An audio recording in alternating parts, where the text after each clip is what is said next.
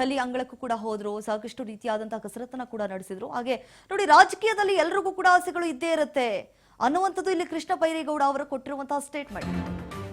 ಇರುವಷ್ಟು ದಿನವೂ ನಾವು ಜನರಿಗಾಗಿ ಕೆಲಸ ಮಾಡಬೇಕು. ಶಿವಮೊಗ್ಗದಲ್ಲಿ ಕಂದಾಯ ಸಚಿವ ಕೃಷ್ಣ ಬೈರೇಗೌಡ ಹೇಳಿಕೆ ಕೊಟ್ಟಿದ್ದಾರೆ. ಪ್ರಜಾಪ್ರಭುತ್ವದಲ್ಲಿ ಎಲ್ಲರೂ ಕೂಡ ಅಭಿಪ್ರಾಯ ಹೇಳಬಹುದು.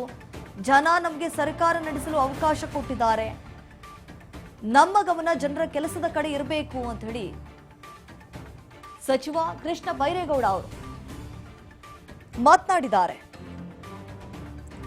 ಈಗಾಗಲೇ ಕಾಂಗ್ರೆಸ್ ಪಾಳ್ಯದಲ್ಲಿ ನಾಯಕತ್ವ ಗೊಂದಲ ವಿಚಾರಕ್ಕೆ ಸಂಬಂಧಪಟ್ಟಂತೆ ಕೃಷ್ಣ ಬೈರೇಗೌಡರು ಮಾತನಾಡಿರುವಂಥದ್ದು. ಎಲ್ರಿಗೂ ಕೂಡ ಆಸೆ ಅನ್ನೋದಿರುತ್ತೆ, ಸಮಯ ಸಂದರ್ಭ ಬಂದಾಗ ಹಾಗೆ ಆಗ್ತಾರೆ. ರಾಜಕೀಯದಲ್ಲಿ ಎಲ್ರಿಗೂ ಕೂಡ ಆಸೆಗಳು ಇದ್ದೇ ಇರುತ್ತೆ ಅನ್ನುವಂತ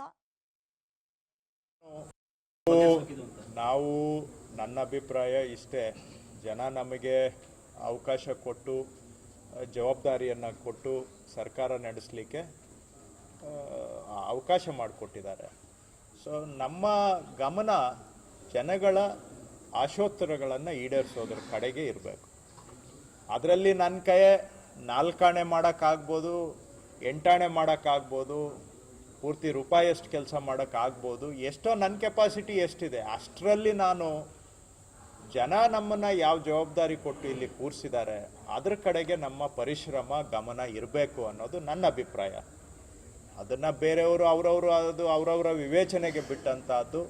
ನಿಜ, ನಾವು ಜನಗಳ ಸಮಸ್ಯೆಗಳ ಕಡೆಗೆ ಹೆಚ್ಚಿನ ಗಮನ ಕೊಡಬೇಕು. ಬೇರೆದೆಲ್ಲ ಅದು ಏನೇನಾಗಬೇಕೋ ಎಲ್ಲೆಲ್ಲ ಆಗಬೇಕೋ ರಾಜಕೀಯದಲ್ಲಿ ಇದ್ದಿದ್ದೆ. ರಾಜಕೀಯದಲ್ಲಿ ನಾವು ಯಾರು ಬರೀ ಇವೆಲ್ಲ ಆಸೆಗಳು ಇರ್ತವೆ, ಆಕಾಂಕ್ಷೆಗಳು ಇರ್ತವೆ, ಎಲ್ಲ ಇರ್ತವೆ ಸಹಜ. ಮತ್ತು ಅದರಲ್ಲೂ ಕೂಡ ಏಳು ಬೀಳು ಎಲ್ಲ ಇರ್ತದೆ, ಬದಲಾವಣೆಗಳು ಇರ್ತವೆ.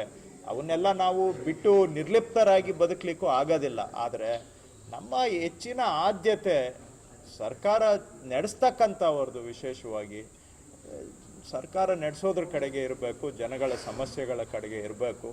ನಾವು ಆ ದಿಕ್ಕಿನಲ್ಲಿ ಹೆಚ್ಚಿನ ಪ್ರಯತ್ನ ಮಾಡಬೇಕು. ನಾವು ನನ್ನ ಅಭಿಪ್ರಾಯ ನೋಡಿ, ಕಾಂಗ್ರೆಸ್ನಲ್ಲಿ ಕುರ್ಚಿ ಫೈಟ್ ಎಷ್ಟರ ಮಟ್ಟಿಗೆ ನಡೀತಾ ಇದೆ ಅಂತಂದ್ರೆ ನಿಜಕ್ಕೂ ಕಾಂಗ್ರೆಸ್ ಪಾಳ್ಯದಲ್ಲಿ ದಿನ ದಿನ